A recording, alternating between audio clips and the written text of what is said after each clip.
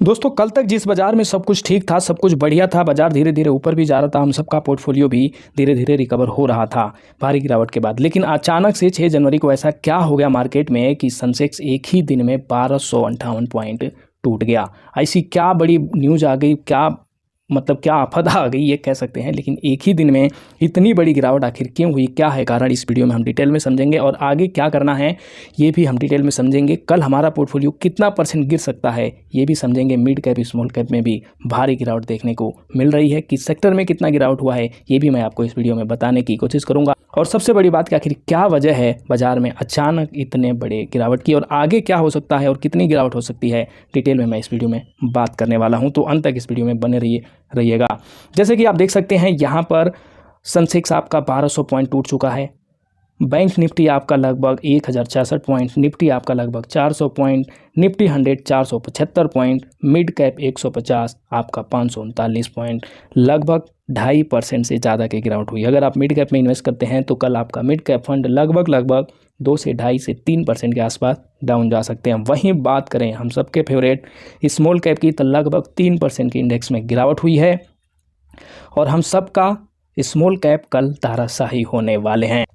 तो दोस्तों इसके अलावा बात करें किस सेक्टर में कितना गिरावट हुआ है तो ये भी आप देख सकते हैं। कारण मैं आपको बताने वाला हूँ, कारण क्या है, किस वजह से इतनी गिरावट हुई है ये भी मैं आपको अभी बता रहा हूँ। बस बने रहिए, बस ये देख लीजिए किस सेक्टर में अब कितना गिरावट हुआ है। एफएमसीजी में लगभग 2% का गिरावट हुआ है, आप देख सकते हैं। निफ्टी फार्मा में कम गिरावट हुआ है, 0.821% से कम, और वहीं निफ्टी आईटी भी आपका बहुत कम गिरा है। निफ्टी मेटल लगभग 3% से ज़्यादा टूट गया एक ही दिन में, वहीं निफ्टी ऑटो भी लगभग 2% तक टूट चुका है। बैंक निफ्टी आप देख सकते हैं 2%। बात करें पीएसयू और डिफेंस की तो इनमें भी बहुत ही तगड़ी गिरावट हुई है, 4% आपके सरकारी बैंक टूट चुके हैं, पीएसयू बैंक टूट चुके हैं, देख सकते हैं। वहीं निफ्टी रियल्टी भी आपका 3% और निफ्टी प्राइवेट बैंक भी लगभग 2% टूटे हैं। अगर आप डिफेंस में और पीएसयू के अगर सेक्टरल फंड में इन्वेस्ट किया है तो कल आपका फंड्स 3 से 4% टूट सकता है। तो ये तो हो गई किस इंडेक्स में कितना गिरावट हुआ है और किस सेक्टर में कितना गिरावट हुआ है। लेकिन बात करें कारण क्या है, आखिर बाजार में इतनी बड़ी अचानक से गिरावट क्यों आई, तो चलिए मैं आपको डिटेल में समझाता हूं। वैसे तो आज बाजार गिरने के कई सारे प्रमुख कारण बताए जा रहे हैं, लेकिन इसमें से सबसे इंपॉर्टेंट कारण है HMPV वायरस जो चाइना से आया है और अपने यहाँ नए 3 केस पाए गए हैं। इस वायरस की वजह से चाइना में थोड़ी सी पैनिक का माहौल बना हुआ है, इसलिए हमारे यहाँ ये वायरस की एंट्री हुई और लोगों ने इसको कोरोना से कंपेयर जैसे कि कर लिया और मानो कि कल ही लॉकडाउन लग जाएगा, इतनी पैनिक बाजार में मचाया गया है, आप देख सकते हैं। इस वायरस का फुल फॉर्म है ह्यूमन मेटानिमो वायरस। जी हाँ दोस्तों, इसी वायरस की वजह से बाजार में इतनी तगड़ी गिरावट देखने को मिली है। हालांकि एक्सपर्ट का मानना है कि और भी कई सारे प्रमुख कारण है। एशियाई ग्लोबल मार्केट भी डाउन है, कंपनियों के Q3 रिजल्ट आने वाले हैं जो कि बहुत अच्छे आने की उम्मीद नहीं है।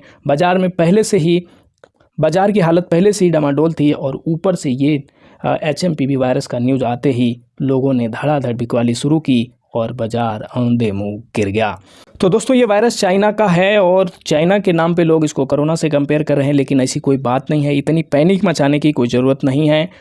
यहाँ पे मुझे लग रहा है सिर्फ नए इन्वेस्टर लोग, शॉर्ट टर्म में इन्वेस्ट करने वाले लोग ही यहाँ पे पैनिक मचा रहे हैं, जिनको शॉर्ट टर्म में पैसा बनाने आए थे और उनका पैसा यहाँ से जाते हुए दिख रहा है। हमारे जैसे इन्वेस्टरों को कोई फ़र्क नहीं पड़ता है, बाजार 1200 पॉइंट गिर जाए या 1000 पॉइंट गिर जाए। चलिए बात करते हैं कि अब आपको करना क्या है। देखिए सिंपल सी बात है, अगर आप इस बाज़ार में 5 साल 10 साल 15 साल के लिए आए हैं तो 2 4 5 दिन की ऐसी गिरावट में आप बाहर हो जाएंगे तो कैसे काम चलेगा और कैसे आप बड़ा पैसा बनाएंगे। दोस्तों बाजार का 1% 2% या 3% टूटना कोई नई बात नहीं है। बाजार को गिरने के लिए हमेशा एक नया न्यूज़ चाहिए, नई खबर चाहिए। पुराने न्यूज़ कितनी भी बड़ी हो उस पर रिएक्शन कम आता है, लेकिन वहीं नया न्यूज़ हो तो वहाँ पे ज़्यादा पैनिक का माहौल बन जाता है, जो कि अभी आप देख सकते। दोस्तों अब यहाँ पे सवाल ये उठता है कि गिरावट तो हो गई, क्या करें। देखिए अगर आपने आज कुछ लमसम इन्वेस्ट कर दिया है तो बहुत बढ़िया है, अगर नहीं किया है तो कल ज़रूर कीजिए। अगर ऊपर बाजार नहीं मिलता है तो अगर आपकी किस्मत अच्छी होगी तो कल रिकवरी नहीं आएगी तो आपको हो सकता है थोड़ा और नीचे देखने को मिल जाए। अगर यहाँ से भी नीचे देखने को मिलता है तो आप ज़रूर खरीदना। जब कोरोना हमारे सामने नहीं टिक पाया तो ये इतने छोटे से वायरस है, 60 साल पुराना वायरस बताया जा रहा है, जो कि उसका कोई नया वर्जन चाइना ने लॉन्च किया है। इससे कोई घबराने की बात नहीं है, ऐसी कोई दिक्कत नहीं आई है बाज़ार में। देखना अगर इस नीचे के लेवल में आपने 1-2 दिन में इन्वेस्ट कर लिया तो ठीक है, नहीं तो ये फिर से ऊपर चला जाएगा। बात करें कि कल मेरा पोर्टफोलियो कितना गिर सकता है, तो दोस्तों 14,20,000 का पोर्टफोलियो है। लगभग अगर 1.5-2% गिरता है तो 28-30,000 कल मेरा स्वाहा होने वाला है। तो कमेंट बॉक्स में एक बार ज़रूर बताना आप कि आपका पोर्टफोलियो कितना गिरा है, कितने परसेंट गिरा है और अमाउंट में कितना आपका एक दिन में स्वाहा हो गया। बस घबराना नहीं है, हर गिरावट हमारे लिए एक मौका है। जिन लोगों ने कोरोना में 7,500 पे इन्वेस्ट नहीं कर पाए, वेट करते रहे कि 6.5 आएगा और गिरेगा, ख़त्म हो जाएगा, वो आज रोते हैं। वो कहते हैं काश उस समय थोड़ा बहुत भी इन्वेस्ट कर लिया होता।